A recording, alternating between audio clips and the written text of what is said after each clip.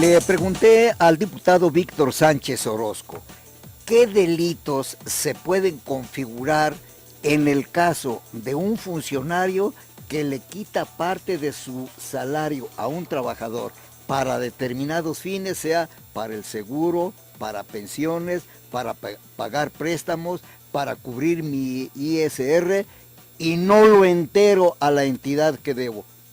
¿Qué tipifico ahí, Víctor?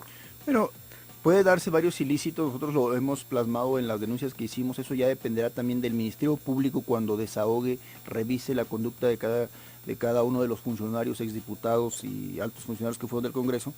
Por ejemplo, peculado, fraude, puede darse abuso de autoridad, puede darse asociación delictuosa porque son varios los que están interviniendo, robo o abuso de confianza pudiera darse y en su caso, porque tenemos una denuncia en la PGR, defraudación fiscal, dentro de otros que pueda encontrar el Ministerio Público.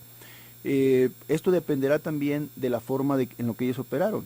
Sabemos que no agarraron literalmente el dinero y se lo llevaron a su bolsa, lo hicieron, así que magistralmente, de una manera delictuosa como lo saben hacer, ya sea inflando salarios, pagando a sobreprecios contratos, simulando que compraban. Por ejemplo, últimamente ha salido de otra cosa que tendríamos que también denunciar, pero no hemos todavía tenido todos los elementos, pagos que se hicieron a empresas constructoras, cuando pues, el Congreso del Estado por 5 o 10 millones de pesos, curiosamente en el último año de la pasada legislatura, en el 2012, cuando estaban en proceso electoral, pagando cemento, todo lo que es de construcción, ¿no? Entonces ahí te preguntas, pero pues, ¿qué pasó? A ver, el Congreso no tenía nada para construir, las reparaciones y remodelaciones pues, no existen como tal, y ahí te puedes dar una idea de todo este tipo de situaciones. Por ejemplo, el caso Sayola, bueno, pues literalmente se pagaron 56 millones de pesos, supuestamente para adherirse a un decreto, nunca se adhirieron al decreto. El sobreprecio de una asesoría de esa índole cuando tú tienes personal especializado en el Congreso para que te pueda hacer eso, y además se comprobó porque nosotros sin asesoría ni nada, el Congreso del Estado echando mano del área jurídica y del área administrativa y financiera, logramos adherirnos al decreto sin pagar ni un solo peso. Entonces, ese tipo de contratos, ves que son forma, el fideicomiso por ejemplo, son formas de operar, de defraudar al Congreso, de cometer delitos. La actual legislatura, como estás diciendo, consiguió adherirse al decreto para que no les cobraran impuestos de cuándo a cuándo.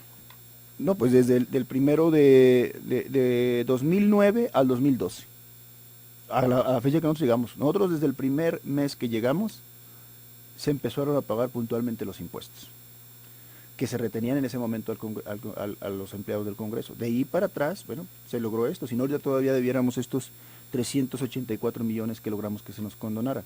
Ahora, aclaro, en la PGR nosotros hemos señalado que se revise también esa condonación, porque ahora curiosamente la PGR no quiere investigar a los funcionarios del SAT y a los exfuncionarios del Congreso, porque dicen es que ya no hay quebranto.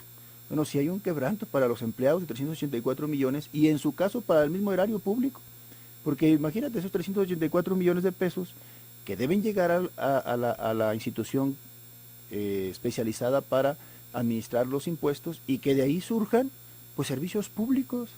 Pregunto, ¿técnicamente es posible que el trabajador al que se le retuvo o se le rebajó de su sueldo X y Z cantidad, si se llegara a aclarar esto, recibirían ellos de vuelta lo que les quitaron?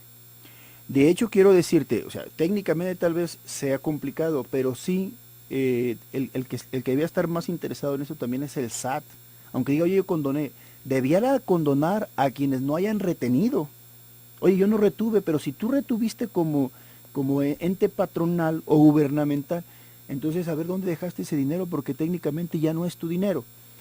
En consecuencia, los empleados penalmente tendrían que decir, regrésame a mí mi dinero porque a mí me cometiste un fraude, tú me engañaste, tú me dijiste que ese dinero lo ibas a entregar al SAT y no lo entregaste. Y tema número 2, muchos empleados tuvieron problemas porque a la hora de que quisieron deducir impuestos no pudieron, porque el SAT les dijo, es que sí, efectivamente tú me traes aquí una constancia de retención, pero a mí nunca me ha llegado ese dinero. Entonces, yo he ofrecido testimoniales de muchos empleados que han declarado ante la PGR y ante la Fiscalía General del Estado, señalando eso. A mí sí me retenían los impuestos. O sea, pruebas, Marcos y amable auditorio, hay de sobra, porque también están las nóminas de los empleados que están también ya como prueba ante las dos autoridades, la local y la federal, donde se les retuvo por todo ese tiempo a los empleados. Y ahorita en este momento la PGR está siendo el Congreso de Estado está siendo auditado del periodo 2006-2012 por peritos de la PGR y por un perito que nosotros también ofrecimos ante esa misma asunto. Víctor, te pregunto, la persona trabajadora del Congreso al que debía a pensiones del Estado y que le rebajaron los abonos que debía haber pagado y no los enteraron, ¿qué va a pasar con él? ¿Sigue debiendo o cuál es la actitud de pensiones frente a ese deudor?